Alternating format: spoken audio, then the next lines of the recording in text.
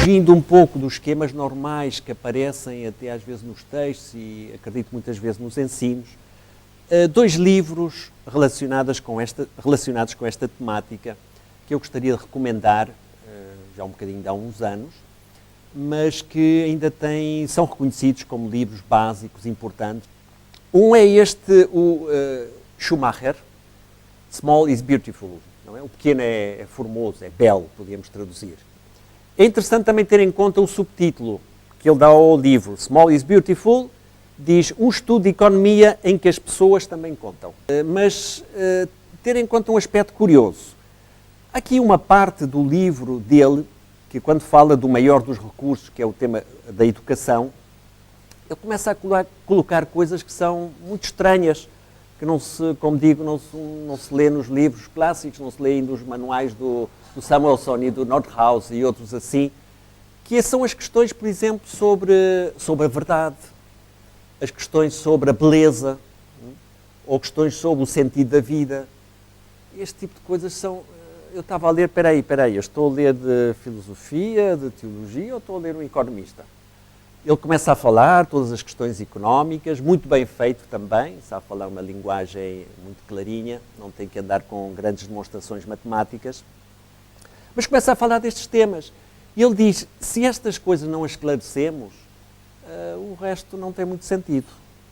Não tem muito sentido, porque é perder realmente o fio, a orientação. Não diz exatamente com estas palavras, mas é perder a orientação que nós podemos ter na vida, não é? E então a economia transforma-se em algo assim, uma coisa assim fechada sobre si própria, como se desse satisfação a tudo, não é? E máximo quando a gente pretende depois fazer um certo fetichismo até transformar a economia em matemática, não é? Se não se tem em conta estes princípios mais de fundo, do sentido da vida e dessa orientação, pode se tornar muito perigoso. E ele até aqui fala do nosso conhecido Keynes, e cita o Keynes quando ele escreveu, durante ainda mais de um século, pelo menos, escreveu o Keynes, carecemos de fingir para nós próprios e para todos os outros que o justo é mau e que o mau é justo, porque o mau é útil e o justo não é. A avareza, a usura e a precaução têm de ser os nossos deuses, assim expressa-se o Keynes, ainda por mais algum tempo.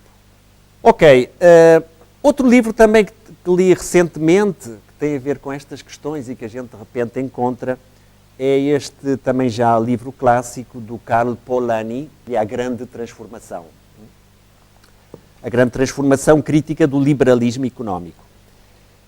É interessante porque é um livro dos anos 40, mas que se torna muito atual. 1940, não é? Que se torna muito atual e já é reconhecido como um clássico da análise histórica sobre como se gera a questão toda de uma chamada sociedade de mercado. E é interessante porque ele vai analisando devagarinho, uma linguagem também relativamente bastante acessível, ainda que técnica, mas acho que dá para compreender como é que se foi gerando aquilo que nós chamamos sociedade de mercado ou mercado autorregulado,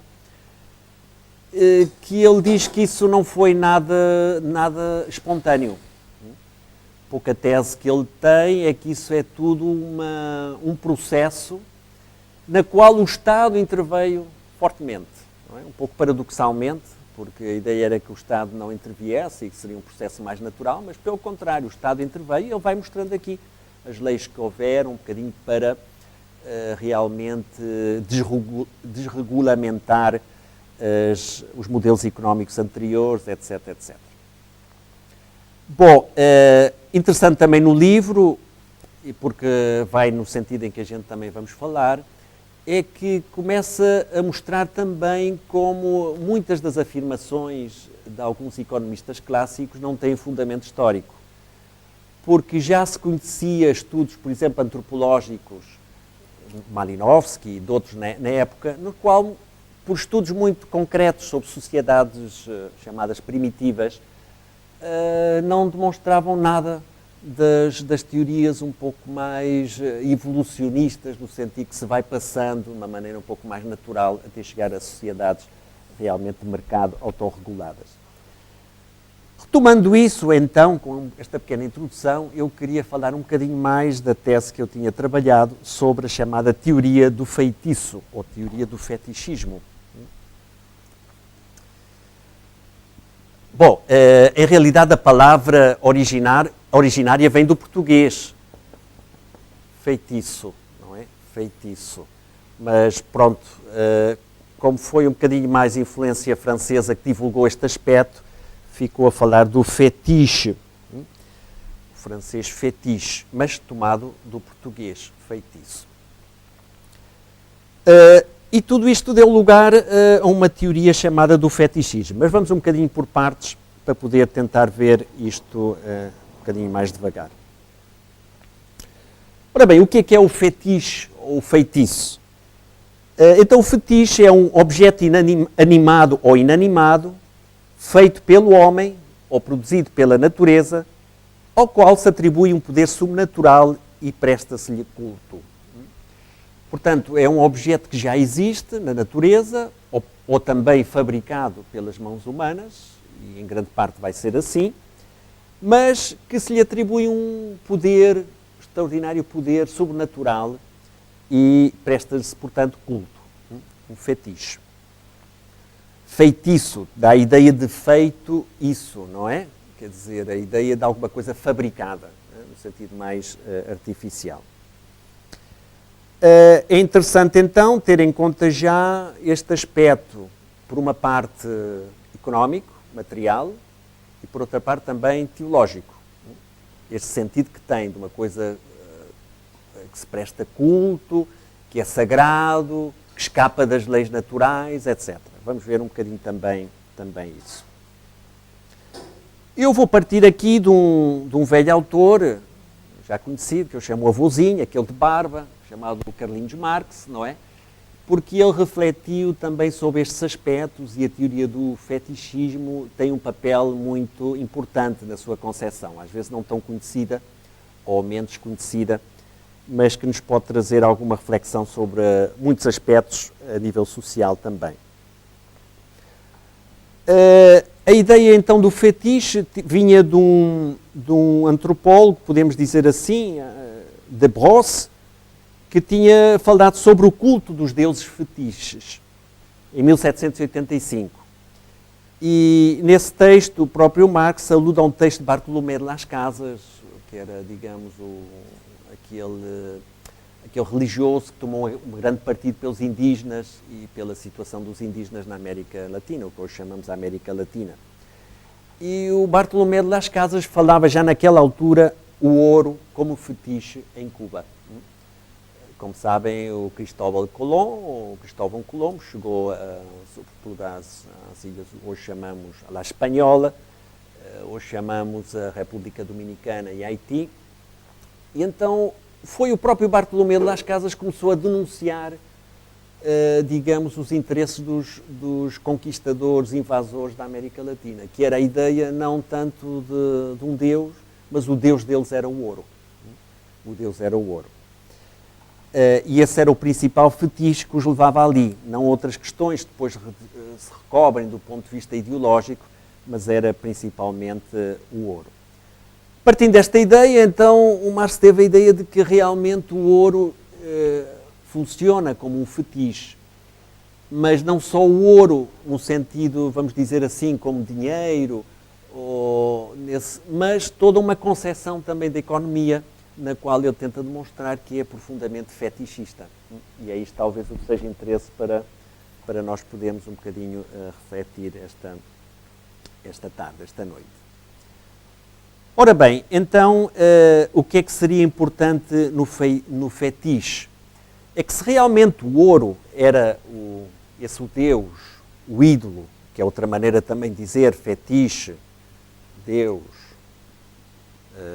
digamos, ídolo, e também se vai falar de processo idolátrico, o que é que significa, basicamente? Talvez o Marx não dissesse com estas palavras, mas, no fundo, é um processo de inversão.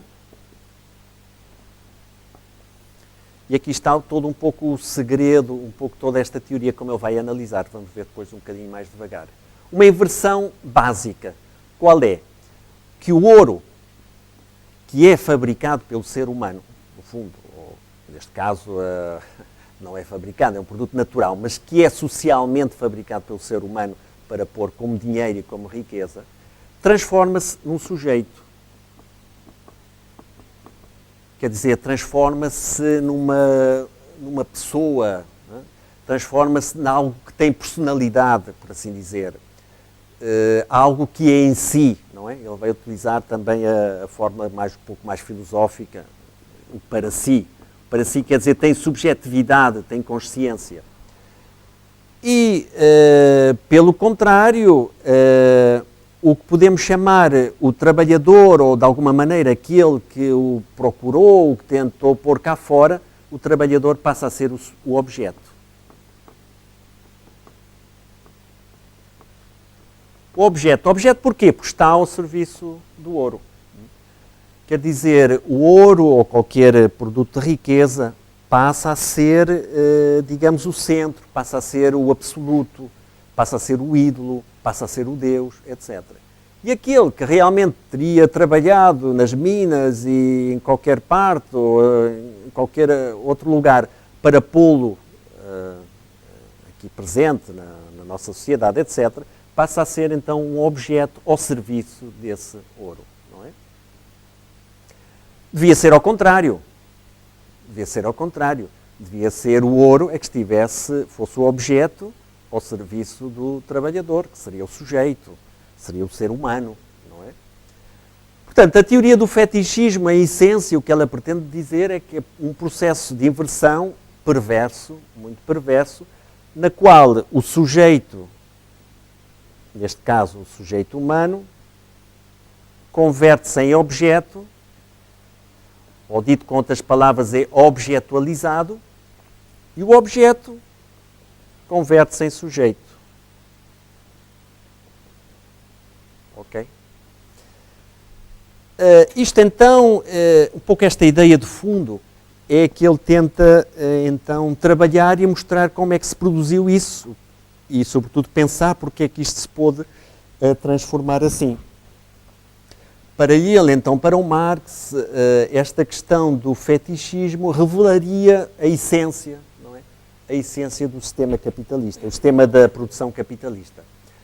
Mas há que ver isto um bocadinho mais devagar,